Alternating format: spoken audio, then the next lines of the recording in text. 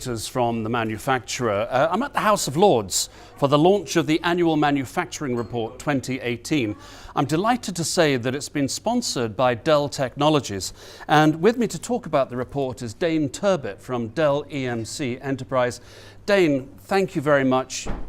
The point about these technologies, these new 4.0 technologies, is that everybody seems to have bought the argument about why they should invest in them, but a lot of people are hesitant about pulling the trigger. What can you do to help them? Well, I think, Nick, you make a very good point. Probably 2, 3, 4 years ago, adopting industrial technology was quite complicated. It required a significant capability in companies around information technology.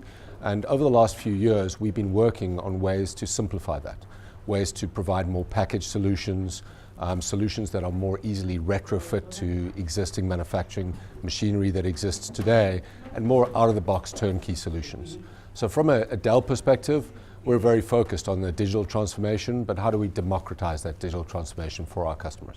The fact is that these technologies are so flexible and they can adapt businesses so much that people can change their entire business models.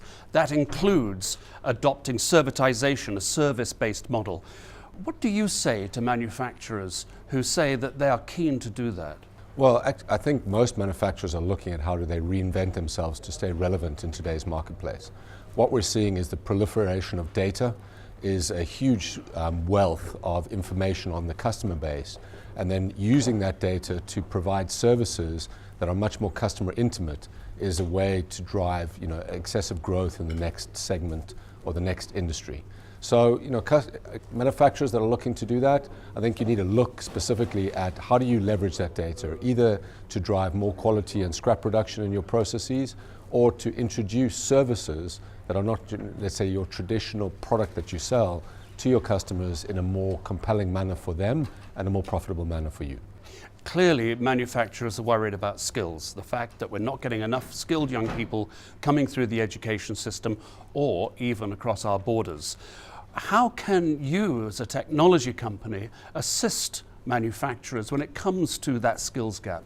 It's interesting you say that. As a technology company, we actually are one of the largest manufacturers, and we suffer the same skills gap in technology. So we're very focused on a number of levels. Obviously, the apprenticeship program that we've been running in the UK has been very interesting, but more importantly, we're finding that there are less and less graduates coming through studying STEM subjects. So we're very, very actively involved in the community with the Royal Academy of Engineering, etc., to drive STEM subjects at school level and then create opportunities for those candidates to come through the process. What do you say to companies who want to embark on the digital transformation journey but are feeling under pressure from pressures they really cannot manage themselves? I think you make a very good point. I think today there are a lot of headwinds that we face and interesting political climates in today's times. I think that's largely irrelevant in terms of what we need to address. What we need to address are really basics. Basics are how do you adopt industrial technology, how do you adopt digitization, how do you build out the skills to cater for those jobs that are coming in the future, adoption of AI, leveraging of data, and really create a new generation of digital natives to take advantage of all of these digital technologies that's changing the shape of manufacturing, certainly in the UK and globally.